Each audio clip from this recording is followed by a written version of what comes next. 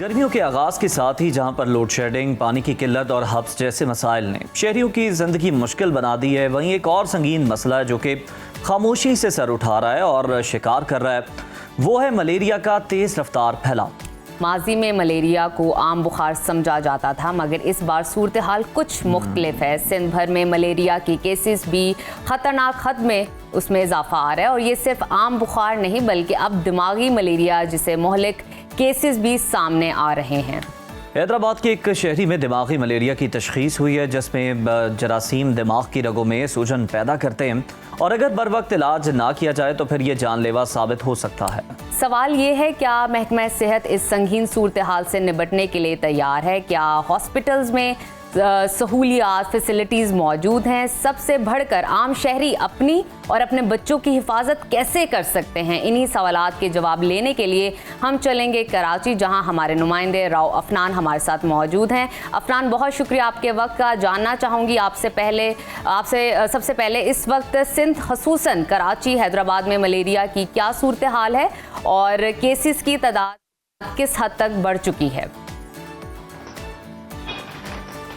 जी बिल्कुल, पहले तो मलेरिया और डेंगू के केसेस जो है वो पोस्ट मानसून यानी कि बारिशों के मौसम के बाद ही रिपोर्ट हुआ करते थे, लेकिन अब ये पूरा साल ही डेंगू और मलेरिया के केसेस जो है वो सिंध भर से रिपोर्ट हो रहे हैं। अगर रवा साल की बात की जाए तो इब्तदाई 4 माह के अंदर अब तक 20,000 से ज़ायद मलेरिया के केसेस जो है वो सिंध भर से रिपोर्ट हो चुके हैं। सबसे ज़्यादा एक्सपोजर कम जो है वो कराची के अंदर है, 201 केसेस जो है वो मलेरिया के कराची के अंदर रिपोर्ट हुए हैं। डेंगू के 158 केसेस है वो ताहल जो है वो रवा साल के अंदर कराची से रिपोर्ट हो चुके हैं। लेकिन सबसे ज़्यादा अफेक्ट होने वाले जो अजला है उसमें लाड़काना डिवीज़न है, मीरपुर खास डिवीज़न और हैदराबाद डिवीज़न है। हैदराबाद डिवीज़न में 7,700 से ज़ायद मलेरिया के रवा साल केसेस रिपोर्ट हुए और दिमागी मलेरिया का एक मरीज़ भी गुज़श्ता रोज़ हैदराबाद के अंदर रिपोर्ट हुआ है। तिब्बी माहिरीन का ये कहना है कि इस दिमागी मलेरिया से जो है वो दिमागों की जो रगें हैं उसमें सूजन पैदा हो जाती है, पेशेंट जो है वो एबनॉर्मल बिहेव करने लगता है, अनकॉन्शियस हो जाता है और कोमा तक में चला जाता है और ये जानलेवा भी साबित हो सकता है।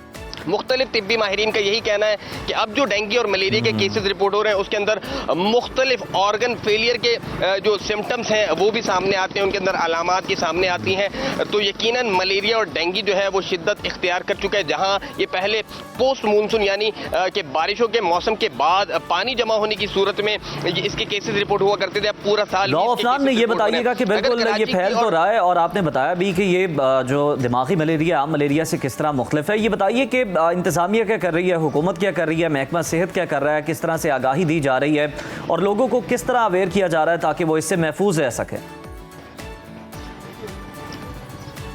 जी बिल्कुल, मलेरिया और डेंगू से निपटने के लिए वफाकी सतह हो या सूबाई सतह हो, दोनों जगह पर जो है वो कंट्रोल प्रोग्राम मौजूद है और सूबाई हुकूमत की जानिब से महकमा सेहत से जो है वो डेंगू और मलेरिया कंट्रोल प्रोग्राम की मद में खतीर बजट भी उनकी जानिब से मुख्तस कर रखा है। लेकिन लगता है कि कोऑर्डिनेशन के अंदर कमी है। अदाद-ओ-शुमार तो जारी कर दिए जाते हैं, लेकिन उसके मौसर इकदाम के लिए बल्दियाती इदारों, बल्दियाती महकमों को पे जोर नहीं दिया जाता कि किस अजला में सबसे ज़्यादा केसेस रिपोर्ट हो रहे हैं, कौन सा अजला सबसे ज़्यादा मुतासिर और वहां पर स्प्रे मुहिम चलाई जाए, जरासीम कश स्प्रे किया जाए। तो ऐसी ऑन ग्राउंड सूरत हाल नजर नहीं आ रही के अंदर तरह स्प्रे मुहिम चलाई जानी थी उस तरह नजर नहीं आई।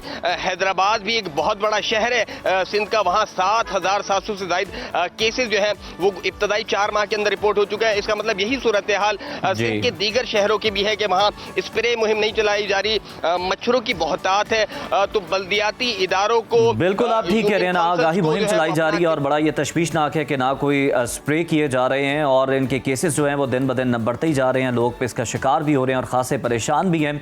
बहुत शुक्रिया राव अफनान, आपने सूरत हाल से मुतालिक हमें आगाह किया।